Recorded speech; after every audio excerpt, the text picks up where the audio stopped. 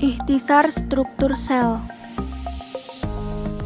Sel adalah unit terkecil organisme.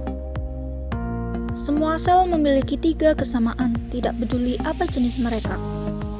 Semua sel memiliki membran sel yang memisahkan bagian dalam sel dari lingkungannya. Sitoplasma yang merupakan cairan seperti jeli, dan DNA yang merupakan materi sel genetik. Ada 2 kategori besar sel. Kategori pertama yaitu sel eukariotik. Sel tersebut memiliki organel yang berupa inti dan bagian-bagian khusus lainnya. Sel eukariotik adalah sel yang lebih kompleks, seperti yang ditemukan pada tanaman dan hewan. Kategori kedua adalah sel prokariotik. Sel tersebut tidak memiliki nukleus atau membran penutup organel. Sel prokariotik memiliki materi genetik tetapi tidak terkandung dalam inti sel. Sel prokariotik selalu bersel satu atau organisme uniseluler seperti bakteri. Jadi, apa itu organel?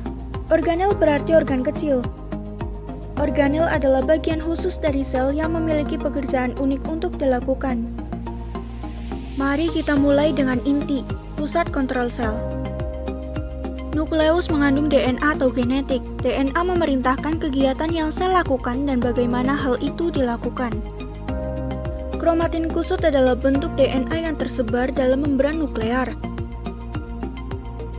Ketika sel siap untuk membelah, DNA memadat menjadi struktur yang dikenal sebagai kromosom. Inti juga mengandung nukleolus yang merupakan struktur di mana ribosom dibuat.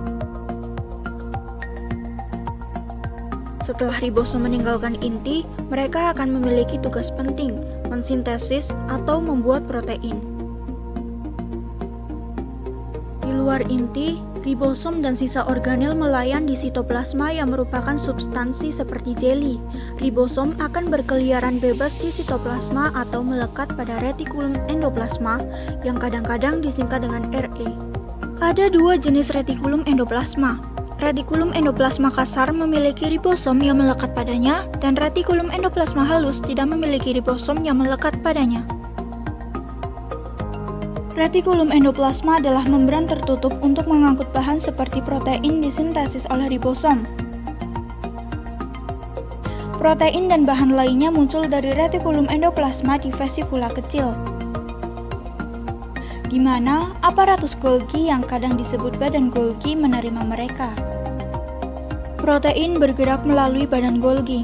Mereka diubah menjadi bentuk yang dapat digunakan oleh sel.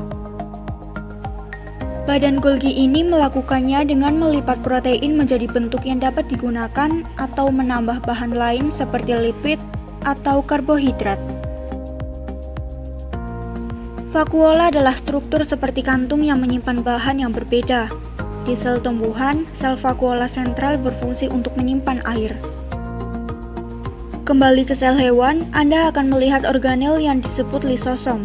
Lisosom adalah pengumpul sampah yang mengambil bagian sel yang rusak. Mereka penuh dengan enzim yang memecah puing-puing sampah pada sel.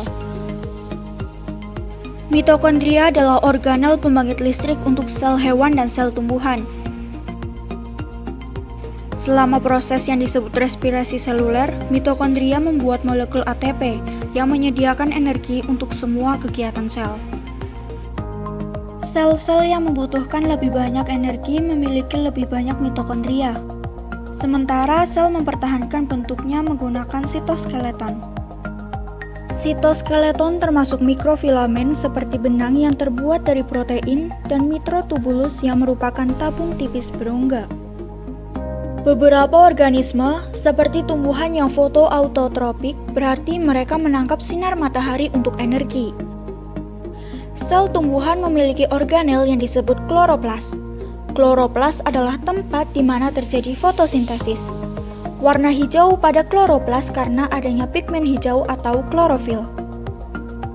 Sel tumbuhan juga memiliki dinding sel di luar membran sel sebagai pendukung bentuk dan melindungi sel tanaman. Sel hewan tidak memiliki dinding sel. Ada banyak struktur unik lainnya yang hanya dimiliki oleh beberapa sel. Pada manusia misalnya, saluran pernafasan dilapisi dengan sel yang memiliki silia. Ini adalah rambut mikroskopis yang dapat bergerak seperti gelombang. Fitur ini membantu perangkap untuk menghirup partikel di udara dan mengeluarkannya ketika batuk. Fitur unik lainnya adalah flagela. Beberapa bakteri memiliki flagela. Sebuah flagela seperti ekor kecil yang dapat membantu sel bergerak atau mendorong dirinya sendiri.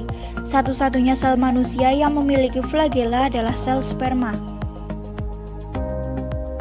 Ingat, sel eukariotik adalah sel tumbuhan dan sel hewan dengan nukleus dan membran tertutup.